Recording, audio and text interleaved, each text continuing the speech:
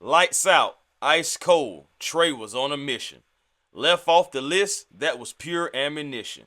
Nutmeg flash, defenses crash, dropping dimes, leaving them all in the past.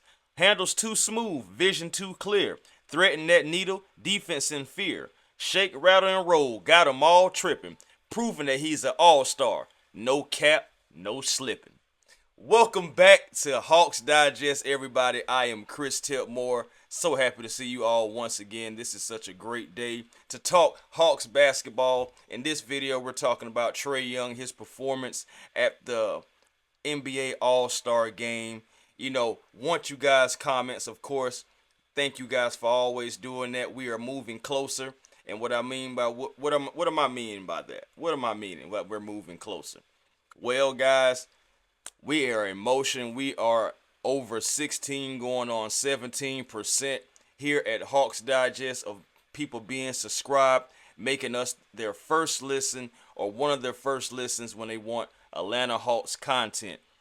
Now, those doubters are starting to dwindle away little by little, and we appreciate that. And if you are still skeptical about Hawks Digest, I promise you, you're doing yourself a good service if you just slide on over, hit that subscribe button, and help us achieve our goal of reaching 1,000 subs and beyond.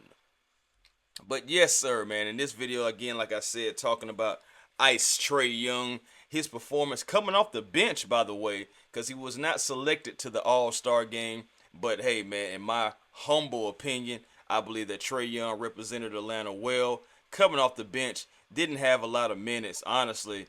Between the two games that he did play in, the man only had 11 minutes total. That's not a whole lot going on.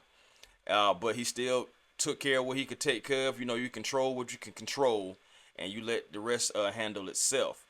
Now, I wanted to talk about with you guys about kind of like a grade on how the Trey perform. And ultimately, I think, the man did well. Let's break down a few things, right? Okay. First and foremost, in the All-Star game, again, he had 11 minutes. He had 4 points in the first game, and he had 0 points in the second game. All right? Now, I'm going to dive into a little bit about that as well. First of all, before I get into it, too, Charles Barkley deserves, Trey Young deserves a thank you from Charles Barkley, should I say. Because the game switched when Trey came into the game. It was a closer game. Actually, Team Chuck was down. Team Kenny had just took the lead. Kevin Hart, he was talking smack up there. And next thing you know, Team Kenny takes the lead. In comes Trey Young. Now, he came in, he already trying to come in and stun on people, doing the nutmeg. The first one did not work, okay? But he still was able to come back and get a deflection on Cade Cunningham knocking the ball out of bounds. Okay? I'm like, yeah, you got to do something because that was a turnover right there. But well, technically it was a kick ball too because the ball got kicked. But also, going back to it, he was able to get the deflection, knock the ball out of bounds. Okay, no problem. Then another time, Trey was able to come down and on the backside, getting Cade Cunningham, ripping the ball out of bounds, playing some defense. Okay, some defense in the All-Star game from Trey Young. I'll take that. Then next thing you know, Trey Young started being instrumental. Trey Young started being that court general that he is. And he started getting guys involved. At one point in time, Trey had 4 assists in a row. Because Wemby, he was on a assist on an assist from Trey Young. He got the dunk. Next, you on a fast break. Another assist from Trey Young to Şengün. Then you have an outlet pass. Trey Young yet again getting it to SGA on the wing for the 3. That's yet another assist. Then Trey Young would go on the fast break and no look pass it to Pascal Siakam. That was 4 assists in a row. Then Siakam would get the steal, give it back to Trey. Trey thought about the 3, made a better decision, I believe, taking it to the rack, getting the left-handed layup. Team Kenny had to call a timeout after that. But it didn't stop there because Trae would then get another assist to Wemby. You know what I'm saying? Like knocking out all those assists. I said before with our preview with me and Walter, I said that I believed it was going to be the Team Chuck and Team Kenny was going to have one of the best games, and Team Shaq was going to take down the other guy, the Rising Stars team.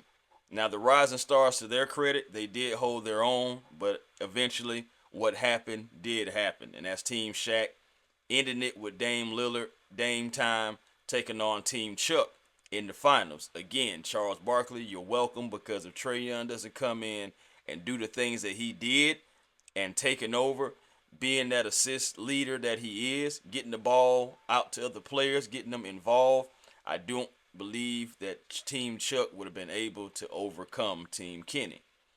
Also, like I said, you had Trey Young with 4 points. He ended up with 4 points, and he ended up with 5 assists in just 6 minutes. He only played 6 minutes, so he didn't even get a lot of time. He had to make do with what he could with his time that he was given. Hey, I think he did well. Second game, I will say this.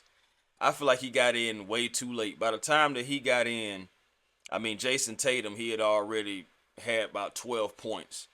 And shoot, the Chuck All Stars, they were down. They were down at least about 10, 11 points before Trae even came in. Then it started getting into the whole Steph Curry show. Trae and Steph going back and forth for a brief moment. You don't want to do that. I don't care who you are. You don't want to do that with arguably the greatest shooter of all time.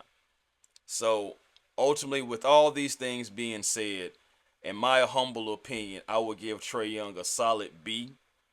In the second game, he did hoist up a few threes. He did miss all three of them. Like he was unable to score any points. He missed a three in the corner. He missed two logo type threes. You know, so like I said, going back and forth with it with Steph Curry, something I'm just not gonna do. But still ultimately, still was able to get some rebounds. Still was able to get you two more assists. So he had a total of 7 assists in the night, 2 rebounds, 4 points in 11 minutes. Being 2 for 5. Perfect in the first game. He did not score in the second game. Again, going 0 for 3 from the 3-point line. But ultimately, I would give Trey Young a solid B. And he was out there. He was smooth. For the most part, he was crisp. And he just went out there and did what he could in the micromanaging minutes that he had. Okay?